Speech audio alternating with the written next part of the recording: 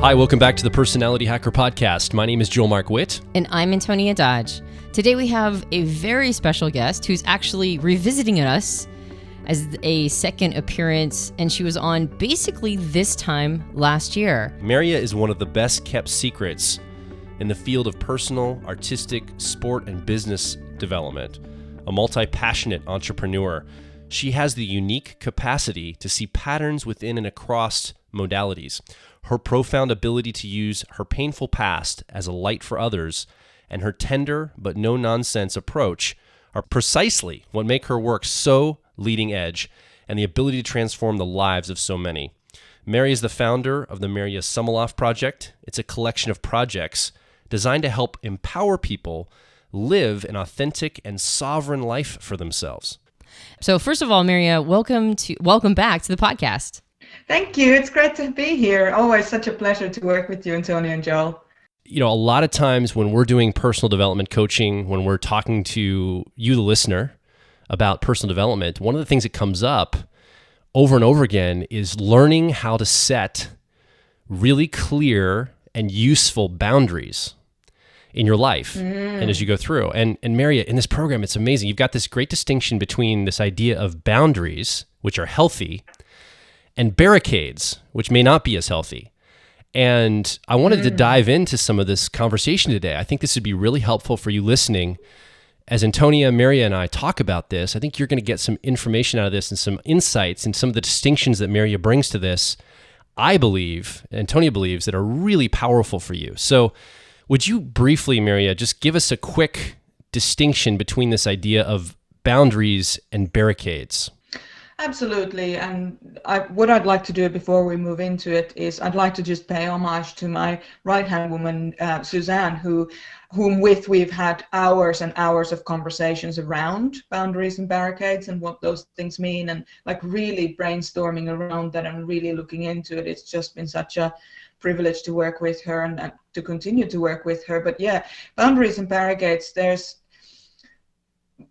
from my personal experience, how I would have differentiated, I always thought I had boundaries in the past. And like when I was growing up, some of you may know my story from before, and I had a pretty rough childhood, and I always thought that, oh yeah, I'm really quite good with boundaries and I'm really quite, firm and everything. But actually they weren't boundaries at all, they were barricades. And the barricades really, there's something that you carry around constantly. It's a shield. It's like a protective layer.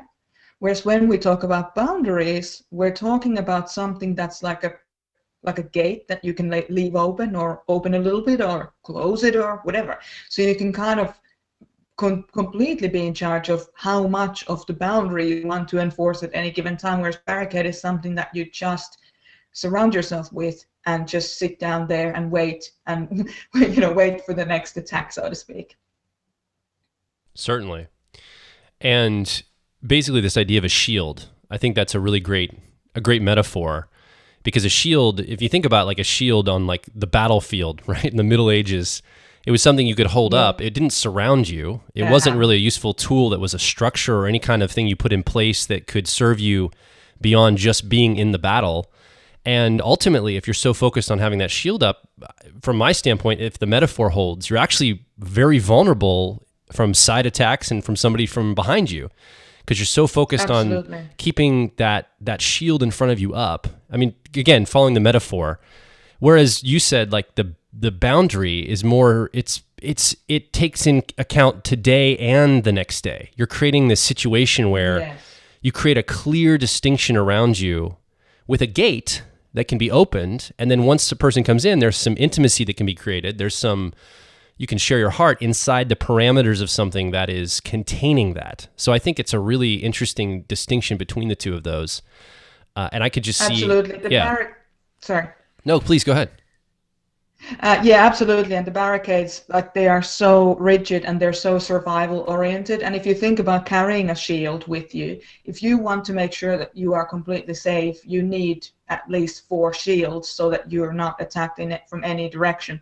How are you going to carry all those 4 shields? You can't ever possibly shield yourself from the world or from other people or from possible hurts at all. And that's why the barricades on a practical level, they just don't, it just doesn't work on a long-term basis at all. It's a short-term survival mechanism, but that's about as good as it is. I mean, don't get me wrong, sometimes you need to do that, of course. You have to shield yourself from things, absolutely, and it's good to know how. But if you only rely on shielding yourself from things as a form of setting boundaries, then it's going to be a hard life. It's going to be a hard, exhausting life. Yeah. You mentioned before when we were talking about this a little bit off air, when we were trying to talk a little bit about these distinctions and remembering the word barricade, you said, think of barbed wire.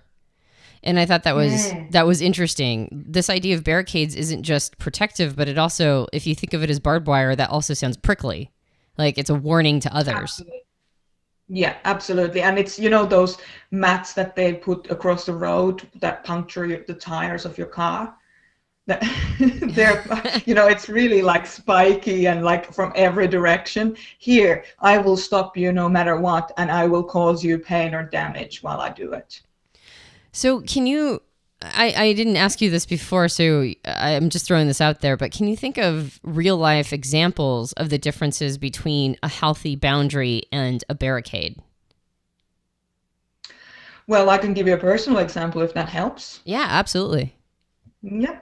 So because of my childhood trauma with my father, I never learned that, I didn't learn to have very healthy relationships with the opposite gender to my own. And so I always, whenever I was in a relationship in the past, I didn't set boundaries with people. I thought I did with my past partners. And it's only been in this relationship that I'm, with my partner, Peter, who's an INFP. He's an amazing person. And I'm so privileged to be with him. He's also works in the field, and we just grow into this beautiful depth or explore depths that we've never explored before. And I don't want to speak on his behalf, but like for me, it's just been a very transformational experience, because I used to have barricades with my partners, and it was all about, oh, they don't understand, and I'm not even going to try and explain. And because I'm an INFJ, really finding the words to express something can be really challenging, because that's not our natural way. We're naturally going to think about it inside of our heads and our hearts and our guts and everything, and then we might say a couple of things, but we need to practice to express things. So I was very much in that barricade thing where I never actually asked my needs to be met. So how can the other person meet those needs? Whereas now, when I have boundaries, if something doesn't work for me in my relationship, I can just say, I've deliberately learned to communicate better, and that's work in progress, obviously, always. But I've just moved from kind of, instead of agreeing to something that doesn't work for me and then resenting and creating more of that barricade, I'm now asking for things to be, met in a specific way. And if it doesn't work for me, I can just close the gate and not get upset and not feel like my whole being is being threatened. Is that a useful example? Yeah, absolutely. Well, and I was even thinking, as you were talking about, an example I can think of in our relationship, actually, Joel. Yeah. That and what's I don't think that I'm a person who puts up very many barricades in general. I love the feeling of intimacy. So in general, I'm pretty open and transparent. But I've noticed that as we've gone further and further into a relationship and hit these areas of deeper and deeper intimacy, suddenly I'm not as comfortable, and then all of a sudden I'll feel a barricade, but of bounce up. Like there's an area of me that maybe I haven't even really explored. So there's no way I'm letting him in, right? It's just like, no, sorry. Exactly. And so when we hit that moment of intimacy in our relationship, suddenly I'm manufacturing some sort of ridiculous problem and misdirecting and, like maybe blaming or projecting something or whatever. I just I find myself like pulling every trick of the trade in order to not enter that space for me, because even though I see myself as having healthy boundaries, I think there's layers here. Like there's places that feel pretty deep that maybe you have healthy boundaries, in a more shallow way, but you hit moments of intimacy, Yes. and all of a sudden you've got all these barricades. And we recently hit one, actually. We hit a level of intimacy where all of a sudden I'm like, I'm not okay here. And I just invented all of these problems, and I'm like, and you're the problem, Joel, right? That's right. That's how it goes. I'm very familiar with that particular one. And the thing is that we don't know what we don't know. So when we are in that uncharted territory, when we haven't even been there ourselves, to then allow anybody else in there feels like your survival is being threatened, and you will come up whatever way, whatever the ways that you're used to distracting the other person or manipulating the other person to not go there. Those are all going to come up, and that's your inner children just trying to say, I'm really uncomfortable with this. So I think everybody can relate to that. I think that's a universal thing. Yeah, so it's amazing that you share that. Thank you. Oh, I'm sorry. I didn't mean to cut you off. I was just gonna comment that it adds an extra layer to it for me, because when I think of healthy boundaries versus barricades, I think of how a person just generally shows up to the world. But the added layer that I hadn't really considered before you were talking is that, like, there are maybe healthy boundaries on more shallow levels and less healthy boundaries on more intimate levels. So that added that was a kind of a moment of aha that I just want to point out. I have a question. Yeah. I have a question here. So, okay. So as an example, I think what I tend to do is, let's say a friend or family member, or even Antonia, needs me to do something. Like they're asking me to do something and I agree to it, and it's not something that was in alignment maybe for me. Like it wasn't actually my choice, but I felt obligated to fulfill that. So I felt obligated to take that burden on, or felt obligated to go ahead and do that thing, or felt obligated to, in my mind, or my story would be to quote unquote forgive when it didn't feel authentic, or to make a choice that I felt like I was giving my power away. As a result of that, I noticed that what I'll do is I'll project onto that other person almost like a villain role, or not a villain role, but like they rob me of my sovereignty or my internal power, right? And I'm guessing that projection is what we're talking about with the barricade. By me projecting, oh, you, Antonia, you asked me if this XYZ thing was cool that you did. You're like, hey, this thing happened here. I did this thing. It's like a personal issue. And at the time, I don't feel like I have the inner authority or the right to say, I don't know if I'm cool with that. But then later, so I go ahead and agree to it. So I feel like boundaries may have been stepped on. Then later on, what I do is I project and I go, you're the bad guy. You robbed me of my inner authority or sovereignty. I'm putting up a barrier here. Right. And I guess what I'd ask is, how do I, because this is personal to me in this conversation too, it doesn't happen all the time, but there are moments in my life when this is the dynamic. I'm guessing this is what you're talking about. How do I, like in that scenario, because I'm sure you listening, you've had this example too in your life. How do I switch that? How do I set a better boundary ahead of time rather than go ahead and give my power away and then be resentful and then project on the other person as they're the bad guy for taking something when ultimately it was my choice to begin with, but I didn't feel like it was my choice. And I think that's really the heart of this, right? Definitely. And the way that you actually do, because I'm sure everybody can relate to that on some level, everybody. The way that you actually move through that is very gently and gradually, and to kind of say, oh, I want to be able to just set the boundary straight up rather than, agree to something that I'm going to resent them for. That's a very ambitious way of kind of looking at it if you want to achieve it in one go, and you'll probably fail. And it's not because you, Joel, can't do this or you're not able to, whatever. It's because it's a process, and everybody has to go through the process where they learn to set those boundaries gradually. And when you learn to set boundaries gradually, it's sustainable. You're able to do it sustainably and in a way that's not confrontational. Because what it comes down to really is catch yourself. When you catch yourself feeling the feelings of, oh, you are the villain, just say to yourself, you know what, this is perfect. I just caught myself putting up a barricade, right? So what am I going to do the next time differently when this occasion happens again? What are the things that I can do that would help me in that moment to do better, not to do perfectly, not to be able to set the boundary perfectly, but to do better than what I did today. Only even just that awareness that you're consciously not beating yourself up about not doing it perfectly already, or you stop beating the other person up, like in your mind about being the villain. When you stop that, the next time you might have exactly the same situation occur, you might still say yes, but the time of realization from when you've said yes to when you realize that you have that resentment is going to be shorter. And then if you do the same again, if you go, oh, well, that didn't go perfectly, but that's okay. I'm not going to vilify the other person. I realize that it's actually that I'm wanting to get better at boundaries rather than putting the barricade up like I've done now. The next time you do it again, it's going to be shorter again and shorter again and shorter again.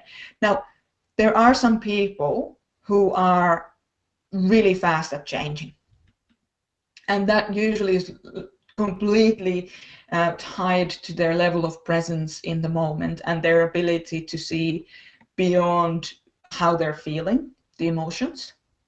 And when you can stay present with the situation as it is, and when you have a sense of the, like most people will not try and have one over me. So basically, when you have that feeling of most people are actually kind and their intentions are kind, that's when you can move faster into staying present with the actual situation. In this case, it's about the, saying no in the moment. So you can go and you can learn really quickly to say, listen, I feel like I want to say yes to this, but it actually doesn't feel right for me to say yes. I would want to do it for you, but I am also aware of the fact that I might be just, sabotaging myself or not looking after my own needs. So I just wanted to say that out loud. I'm still willing to do this thing that you're asking me to do, but I just wanted to state that so that it's said. It could be something as simple as that. You don't have to set boundaries and go, no, I will not do this thing. You can say, well, I want to do this thing for you. I am aware that it might tax me somewhat, but I want to do it because you're important to me, but I will need to replenish myself some other way later. Or would you then be able to do this for me in exchange of me doing this for you? And so it becomes like a negotiation rather than no. Sure. Does that make sense? Yeah. So let's say somebody listening, and this is from my personal experience. I've been in a relationship before where the other person, as a really zoomed in example, there were a lot of other factors here, but the other person that I was in a relationship with had a lot of insecurity issues. And so they demanded that they have access to all of my usernames and passwords for my email and my social media accounts and all of the different places that I go online to make them feel comfortable that there's nothing impropriety happening. Like I'm not doing anything behind their back, basically. And at the time, that didn't feel good, but at the time I was trying to honor this person and say, well, I didn't realize that it's abuse dynamic, right? At the time, I'm like younger and I'm stupider. Yeah. And so I basically don't have a boundary there. I let this person have that kind of access and have that kind of power. And what was crazy is it's kind of this thing when you go down that road, a person like that starts to grab more and more power. They start to take over more and more, and they start to just run over top of your boundaries altogether. I know this is a zoomed in example, but I'm sure you listening can probably find an example similar to this in some way in your life. Maybe your mother, won't let you have your own space or whatever, or your dad won't let you, or, depending on your age or your spouse or your girlfriend or boyfriend, whatever.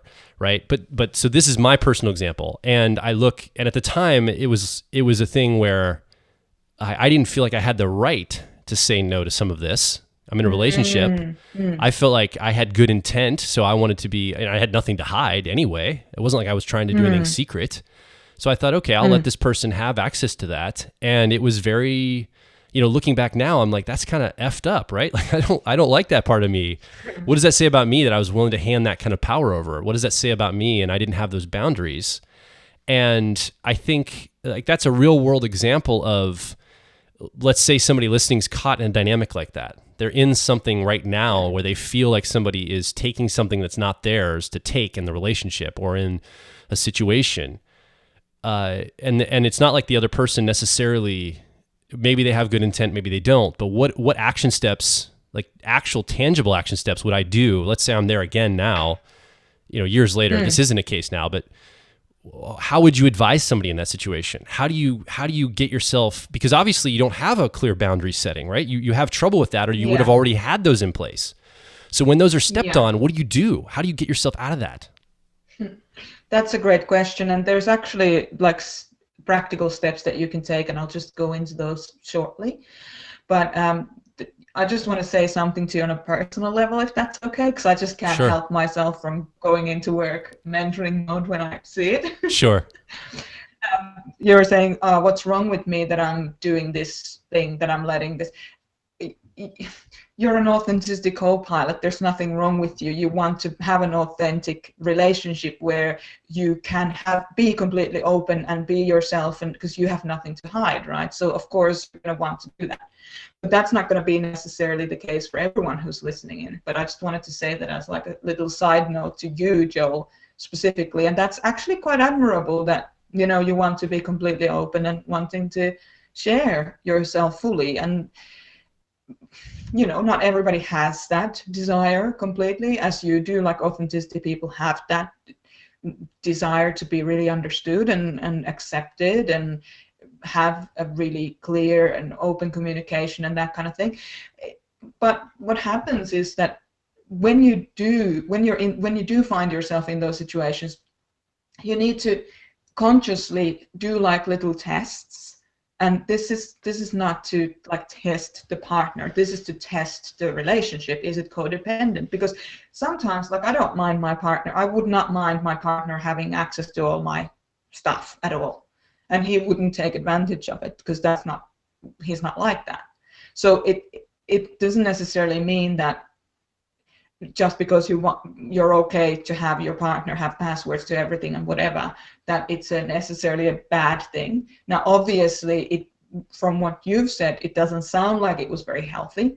And so when I'm talking about these little tests, is that you can very clearly say, okay, listen, you want these passwords, and I'm going to consciously now say, I'm going to give you those passwords because I want this, this, and this. I want you to have that reassurance that nothing is happening, but I want to highlight this situation as a once-off, and I'm doing this to honor you. But if this seems to be going into an unhealthy, if you're going to want more and more and more of that, if you're not going to take the healing that is on offer here with me offering this to you because I care about you, if you're not going to take that healing and you're going to want more and more, then that's where I'm going to set a boundary. So I'm going to come into this space with an open heart and an open mind, and I want to help you heal, but you will need to take the healing steps here as well. So I'm not going to have more be taken all the time. So you highlight it really consciously. And of course, some people are not going to be aware of this enough to actually even understand what's happening. But I'm a big believer in trying to communicate as much as possible with your partner to the best of your ability.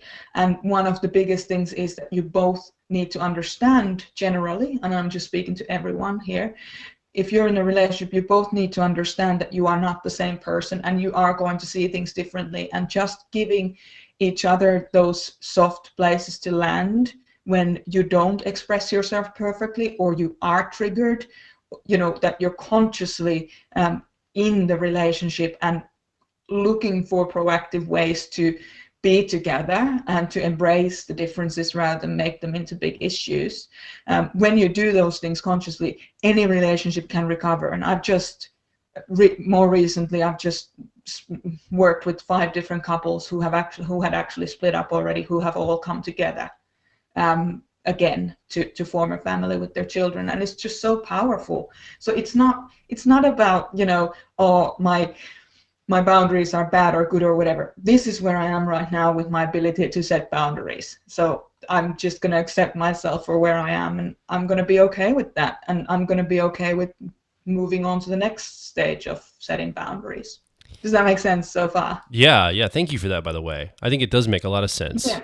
And I'll just say that this person was, I mean, there was a lot of other things running, and someday I'll probably tell my story around this when I've probably finished all my healing work, because it was, looking back at it now, it was definitely an abuse dynamic, and she really wanted, she was with the explicit intent, not for transparency or intimacy. It was definitely one-sided, and it was intended to try to catch some wrongdoing that was not happening, that was projected onto me. It was about, yeah, it was about control rather than, And I think that's what's so insidious about this is when you step away from it and you do all the healing work. It's taken me years to heal from some of this. You know, one of the things is when you're abused, and Merja, probably based on your story, you have a lot of this too. When you're abused, you tend to, first of all, when you're abused, you defend the person that's abusing you often. But then when you start to realize that you actually were abused, and you will acknowledge that you had an abuser or somebody that had an abusive dynamic, then you have all this self-doubt, like, what kind of a person am I to allow this to happen? And I think this comes down to the boundary setting. It's like if someone steps in on your boundaries and they've done it egregiously, and you don't feel like you have any control or personal power, the worst thing is then to keep beating up on yourself. And I appreciate your words saying, you know, there's nothing wrong with you. But that's, I think, a tendency for us as people, or some of us as people, to say, man, it's like a double beating yourself up. You're abusing yourself now afterward. Like, oh, I'm so terrible for not having these clear boundaries in my life, blah, blah, blah, blah, blah, whatever comes out. So it can be really insidious. Yeah. Absolutely. And it's interesting because I hear a lot of extroverts saying, what kind of a person am I if? And I hear a lot of introverts saying, I don't have the power to, like, I am broken. Yeah. So the extroverts often ask that this now must mean this about myself. And then a lot of introverts say, I am this broken thing. And it's not, we can't choose the abuse when we are not aware of it.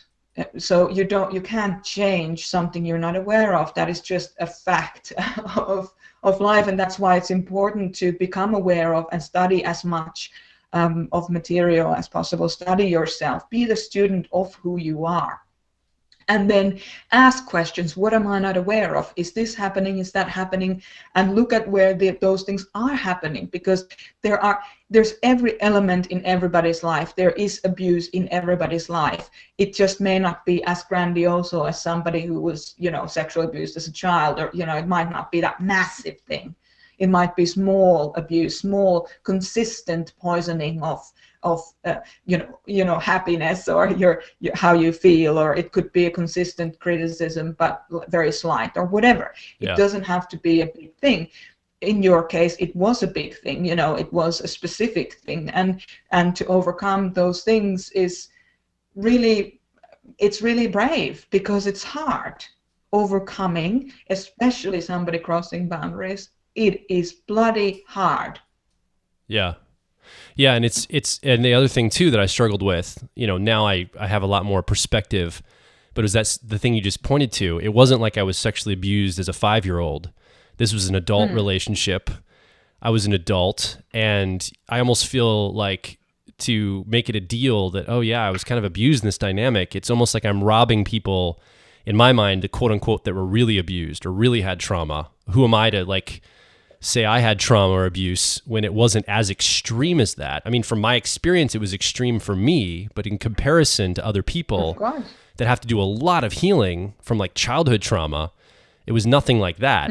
But yet, so then I would then again not deal with stuff, because I'm like, well, I feel like it's not my right to claim the healing work I need to claim here, because this isn't a big enough deal, quote unquote, or whatever. And that was tough too to get through. Well, yeah, because, there's always somebody who's worse off than you, and you can use that as an excuse to not actualize yourself fully and not heal your own wounds and not be there for yourself. That's always going to be the case. There's always somebody who's worse off, always.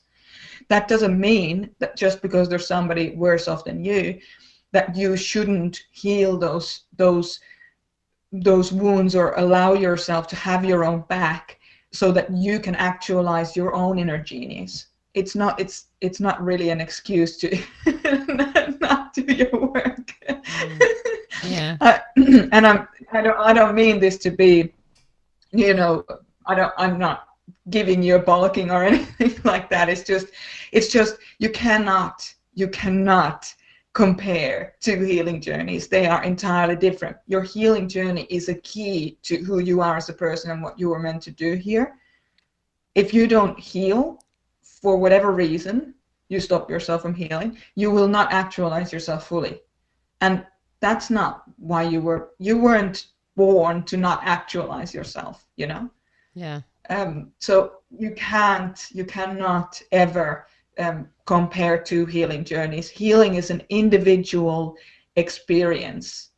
Pain is an individual experience. As soon as you start to compare two healing journeys, you rob yourself away from your inner genius, and you don't in any way honor the other person. That's one of my favorite things I think about the I don't want to use the word strategy, but like the work you do, Merja. I really appreciate that you hear those subtleties. I mean, I think what Joel, to some extent, he's not misrepresenting himself. Like, he legit went through something that I think was actually pretty horrific abuse, in my personal opinion, probably because I've never gone through anything like it. And I know that I think he's brave enough, but regardless of what word you want to use, he's willing to use himself as an example in order to, to have other people who are going through something similar have it exemplified in front of them. So I really appreciate that you're willing to do that, Joel. I love, though, that when Absolutely. Joel uses those phrases, right? Like, who am I? Or like, what does it say about me? Because you've done a lot of work around that, Joel. Like, recognizing that it's not necessarily a statement about the quality of your character. Yeah. And at the same time, when you make those statements, I love how Merja goes, yeah, well, in the case of, somebody's had it worse, she's like, yeah, you can use that as an excuse to not do your work. And I love that. I mean, it's this idea of we are so good at constructing these reasons to not do healing work. And as far as I'm concerned, it's because healing work is some of the toughest, in my opinion. And that might be because I have a tendency to be more attracted to achievement and transcendence work. Healing work is the toughest as far as I'm concerned. Some people are better at it, but I'm not that great. So we get really good at manufacturing these reasons that make us sound very selfless, right? Like, well, I don't have it as bad as others, so who am I to complain? And you're like, yeah, well, you just came up with a really beautifully specious argument to not go do the work you need to do. And you can do that if you want to, but then you don't actualize. So I love that that's the tack you take. It's always about personal responsibility, but not beating yourself up personal responsibility. Like, honor yourself and love yourself. One of my favorite things in the new program that you said, I'm going to paraphrase it because I don't remember the exact words you used. Go for it. But you basically said in this new program, you said, you're going to go at the pace you're going to go at. And that's perfectly fine, because your job isn't to basically blitz through this. Your job isn't to like get super duper good at all these exercises. Your job is to fall in love with yourself. So however long that takes, go ahead and take it, because that's the ultimate job. The job is, at the end of all of this, is to fall in love with yourself. Absolutely. And I love that there's this, the combination of personal responsibility and falling in love with yourself. So there's like a sense of gentleness about it, but there's also taking yourself to task if you're being avoidant. And that's, I believe, where healing happens. Definitely. And I just want to be super clear. I am not in any way ever judging anybody else's healing journey at any level. And I think that everybody, whether you feel that your pain is not as important as other people's pain, your pain is as important to me as everybody else's pain. So to me, it's even people who feel like, oh, well, maybe I haven't actually gone through all that. It's still important, because you're important. And if it's important to you, then it's important. Yeah, no, I love that. And I like that you just extended, you're like, well, it's important to me. So go ahead and make it important to you too. Very serious. Yeah. I want to check in with time here. I know that we've talked about some really cool stuff, and we got really personal, which I always love. That's like my favorite style of podcast, is when we start going into like our personal stuff and getting really transparent. Sure. But I want to check in if we have enough time to talk about that component in the program, which I was hoping to address, which is those 4 styles of boundaries that people have. Yeah. Do we have a little bit of time to talk about that, Joel? I think we should do that. I think it's a great idea, because you have some great content in that program, Merja, the 4 People Within, that talks about the different styles of boundary setting, and if you would just kind of unpack some of that, that'd be great. Sure, for sure, absolutely. And if I may, I'd like to talk specifically about the 4 categories of unhealthy boundaries, or unhealthy people with unhealthy boundaries. Does that work? Absolutely. Yeah, absolutely. Right. Okay. So we have the compliance, we have the avoidance, we have the controllers, and then we have the non-responsives. And of course, they're kind of self-explanatory, but I'm happy to go into it a little bit, with a little bit of meat around those bones. Sure. So the compliance are basically the yes men and women. So they're, oh yeah, definitely, let's do this. I will do this, all this, whatever you've got, let me do it. Let me be there for you. Let me, all these kinds of things. And they really shouldn't be doing those things, because they're kind of stopping themselves from living their own lives. So they're stopping being the star in their own experience, in their own movie. And they're just kind of there for other people all the time. They're experiencing life through other people's needs and wants.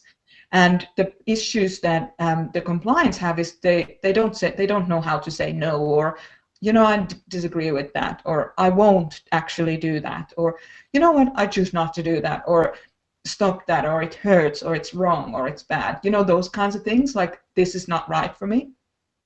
They just can't say it. And the compliance, they find it really hard to set the boundaries with others, because they're afraid of hurting other people's feelings, or they're afraid of being really abandoned or being separate from others.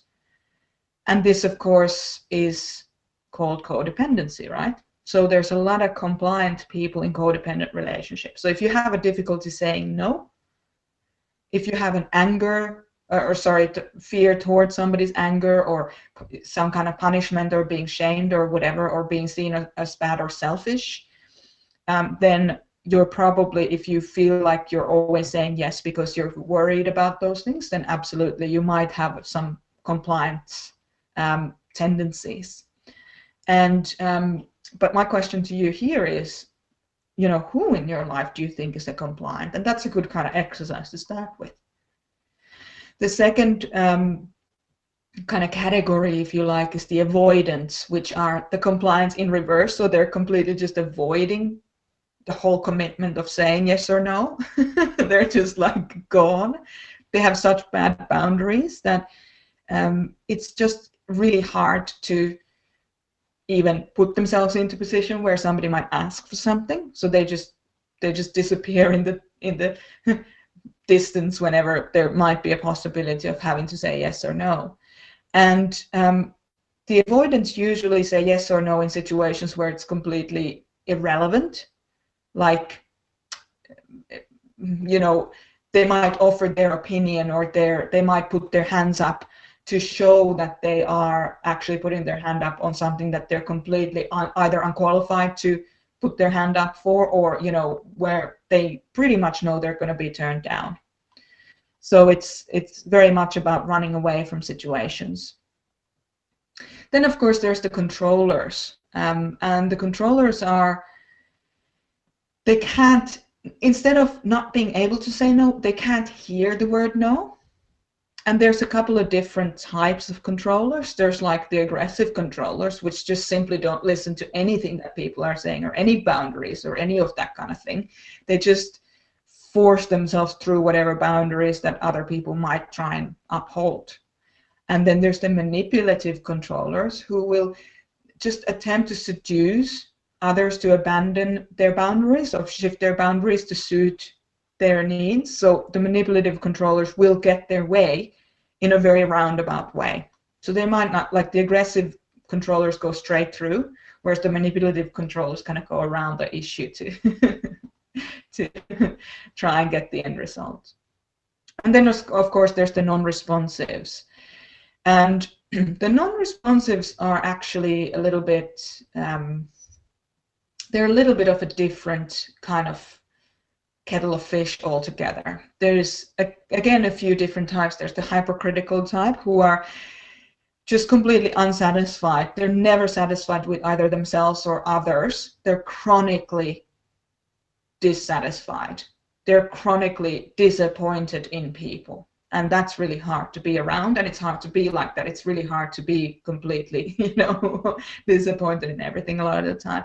And they often have trouble with having compassion for other people.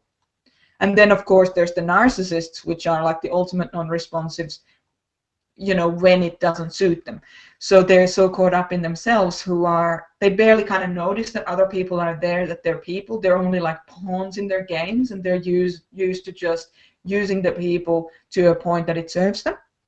And when you have those non-responsives, the reason why the narcissists can be non-responsives is because they don't, when you ask for something or when you ask for a boundary to be honored, they're just not even acknowledging that it's there. So they're a little bit different from the controllers. The controllers know that the boundary is there, whereas some of the non-responsives don't even know that the boundary is there because it's completely irrelevant to whatever story they have going on in their heads.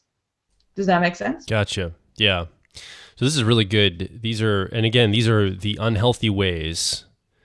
Basically, these are kind of the ways that people put up the barricades, or they have unhealthy expressions of boundaries. They're not doing boundaries in a healthy way. I'm thinking of a story that my mom told me the other day. She was talking about this family that she knew, where anytime there was trouble in the house, like emotional distress, the father in the home would literally go out to the garage, get in the car, and just drive away for a few hours. He hated being around any kind of conflict.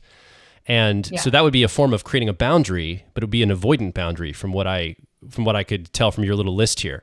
That would be an example of like an avoidant as an example. So as you think through this, you're listening to what Merja is talking about. You probably are identifying people in your life and even yourself.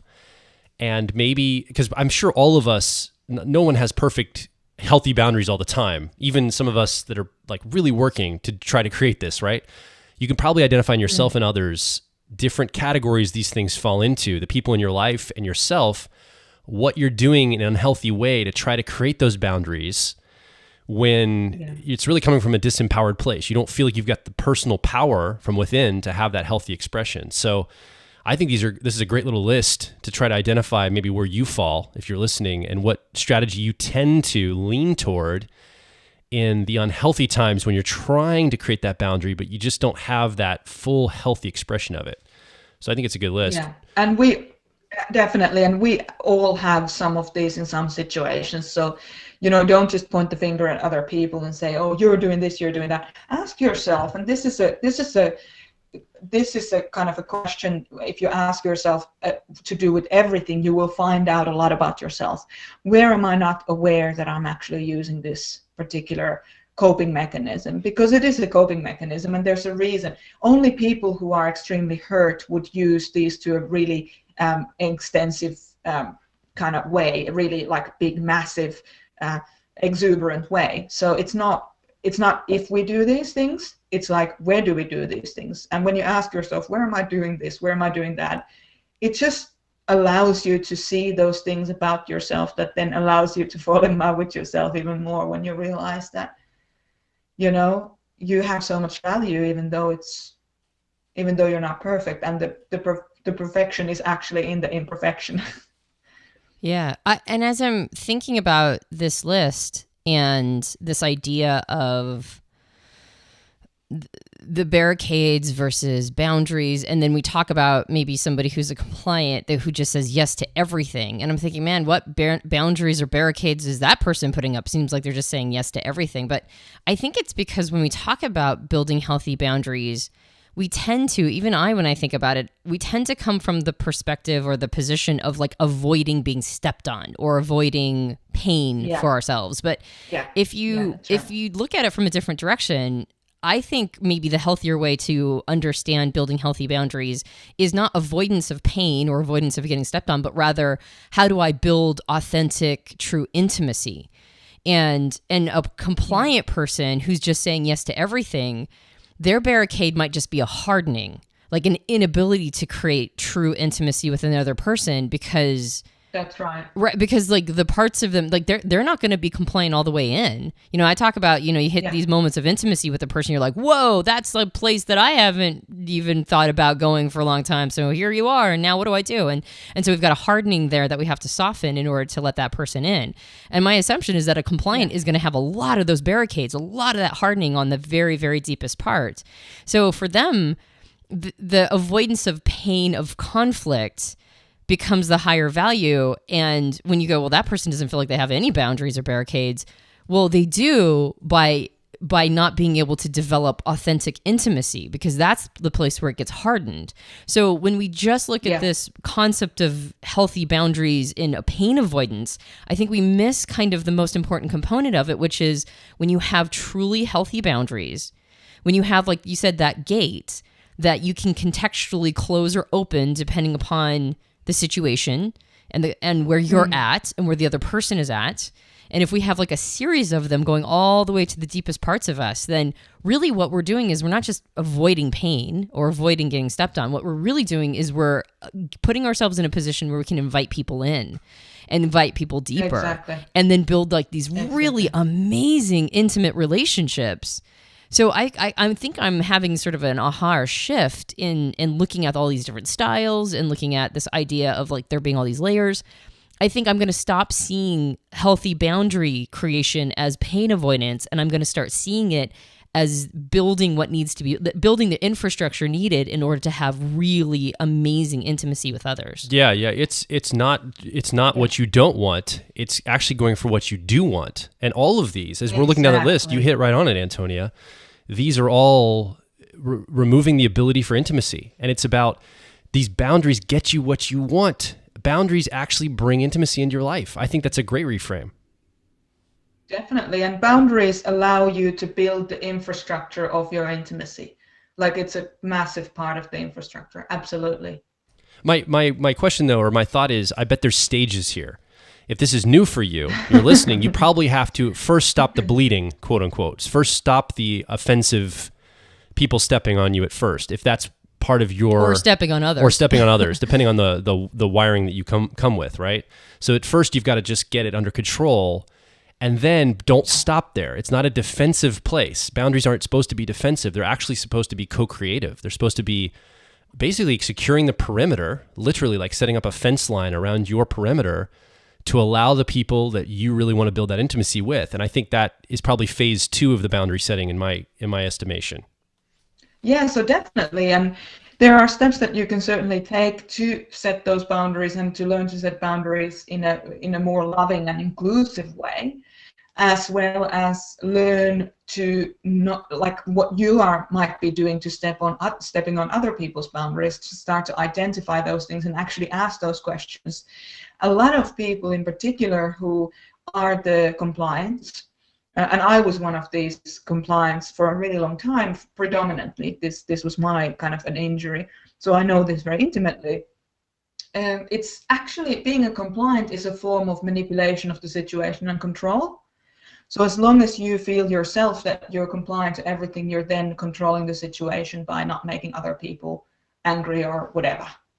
So you're not, by being a compliant or by whatever other way of this, building these barricades, so to speak, instead of the boundaries, what you're effectively doing is that you're moving away from that, as I said, the structure to share your inner world with other people, to have that intimacy, but also to ask yourself, where is it that I'm contributing to this situation? When you can step back from all of this and all of the hurt, because in the beginning, as you said, you have to stop the bleeding. But if you can, even just in the privacy of your own mind for the next 5 minutes, if you can step outside of the hurt that you're feeling right now and see how you are actually contributing to the issue, then you will be in a lot more empowered place to resolve the issue, not just stop the hemorrhaging, but actually put a nice stitch on it and let it heal over. So if it's okay, I'd like to go through the steps that I've outlined actually in the 4 People Within program, just very briefly on that. Yeah, absolutely. Let's do it. Great. Okay. So the number 1 step is identify the problem. So you need to become very clear on where you've lost your sense of self or your self-determination, or where your boundaries have crossed, or where you have crossed somebody's boundaries. So if somebody that you love is giving you the cold shoulder, you need to identify what happened. What actually happened here? When was the boundary crossed, and what was the boundary that was crossed? Then step number 2 is identify the actual conflict.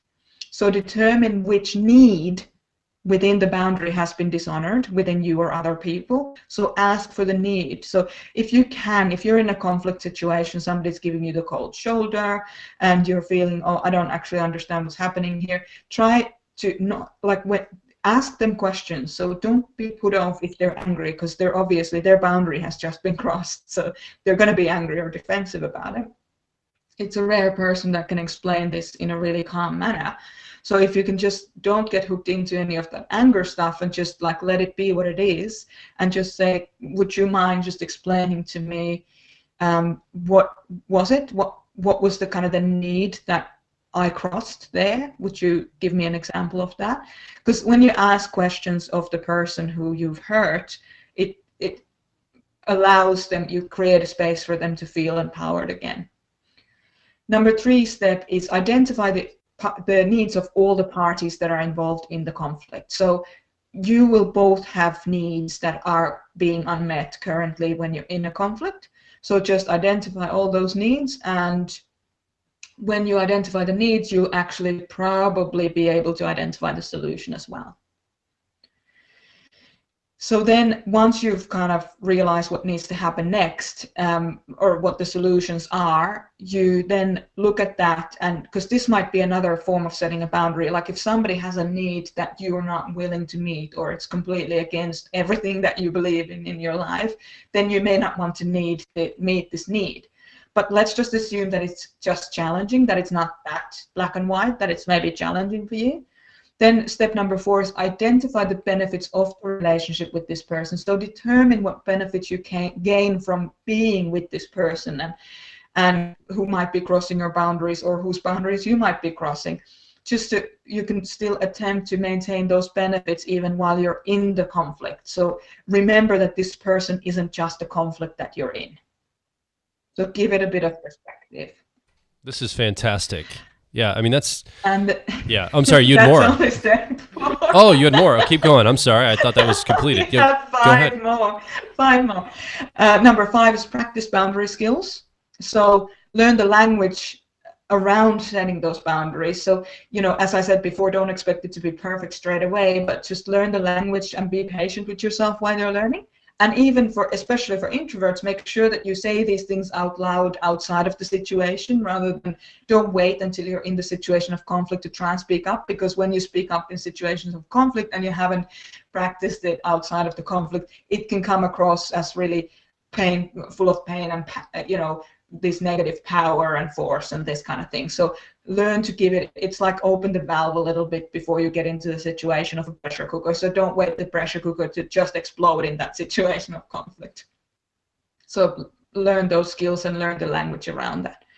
And then number 6, say no to the drawbacks. So because there's always going to be drawbacks from setting boundaries, because people don't like to be given boundaries. People, in fact, often hate being given boundaries. And so you might have this reaction from the person that you're setting the boundaries with. Or if you yourself have been set boundaries upon, then just kind of keep an eye on what you might be starting to project as a lashback to the other person. So just say, no, I'm not actually going to do that. I'm just going to look at this boundary as an opportunity for me to grow, or opportunity for us to grow and understand each other better, rather than some competition and power struggle. Then number 7, of course, is begin anew. So just deal with the issue and let it go. Observe rather than react, and don't get hooked into the drama triangle, because that's just going to get you nowhere. If you can't get off the drama triangle, don't continue. Ask for time out in the struggle. Then we have step number 8, which is act and don't react. And that's all about just staying, kind of going into your higher capacity to grow. It's more like a personal inner follow through on the beginning anew. So you're letting things go, but you're also letting things go internally, and you're going to learn to look for resolutions. You're going to learn proactively to try and act in the favor of conflict resolution, rather than react to negate the resolution in the conflict. And then finally, step number 9, learn to offer love and freedom and responsibility to other people from a place of acceptance. You're accepting those people. as an imperfect person that they are, so that you can say, I love you even though I'm having this really hard time right now with this situation. I want you to be free, and I want you to be responsible for your life experience, and I want all of this for you even though I hate your guts right now. And it's so important to have that differentiation, because the people that we love we also sometimes hate, and that's totally okay. Yeah. I think the one that stood out, that's a great list. And I think the one that stood out to me, which is kind of a surprise to a lot of people, is when you start doing really any personal development work, you tend to get that kickback from other people. And Yes. I remember hearing somebody, like a mentor of mine a long time ago, say, people don't want you to change because they just figured out how to manipulate you as you are. So if you go changing on them, they won't know how to manipulate you. But I think I've noticed in Joel's and my relationship that when one of us goes to the next level in our development work, the other one tends to kind of fall apart a little bit. This has happened recently. Joel just entered like a really amazing phase, and I've been kind of falling apart a little bit. And I realized it's because now I'm starting to see him have greater strength. And so I am resting into it, and I'm kind of falling apart a little bit because I know he can handle it.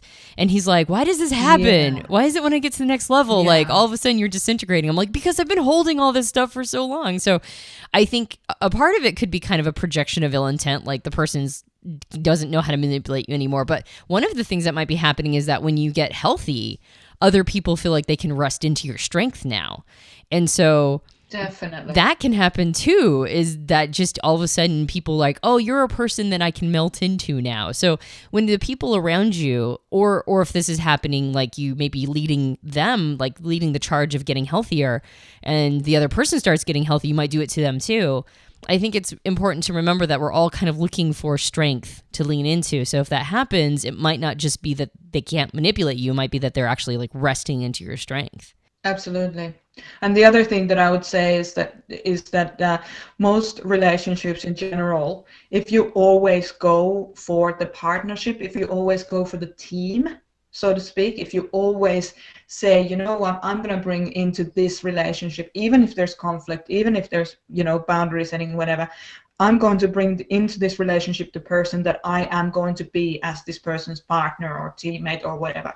And I'm not going to buy into whatever power games might be going on underneath. So you go away from power struggle and you move into more being a unit of team where you have each other's backs. Yeah. And when you move into that space, then you have the ability to, over time, this takes time, like anything, any new skill, to see your partner or to see your teammate at work or whatever as actual teammate, and you take full responsibility of the energy that you're bringing into that situation. You can build a level of intimacy and support in that relationship. Once it's resting on really healthy boundaries, you can build a depth or a height, because if you look at the tree, the higher the tree grows, the deeper the roots go into the ground. So you can talk about depth or height of the actualization of who you are as a person. More of you will come to the table the more boundaries you set in a healthy way. Yeah.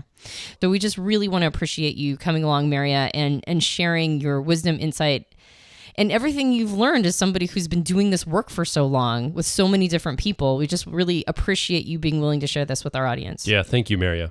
Thank you very much. We have this mutual admiration society because I'm a big fan of your work, of course, and yeah, it's such a privilege to truly a privilege to be here. I don't take any of this for granted.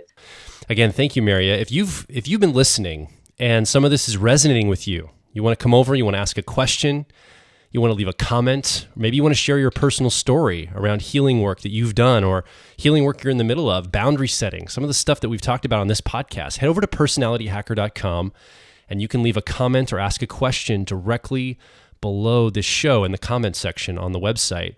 Also, if you want to join the community, a community of like minds, people like you that want to grow, they want to challenge each other and be a part of a bigger community where maybe you can discuss things that are talked about on the podcast every week, or personal growth challenges are coming up for you and you want to ask a group of people that are committed to personal growth too.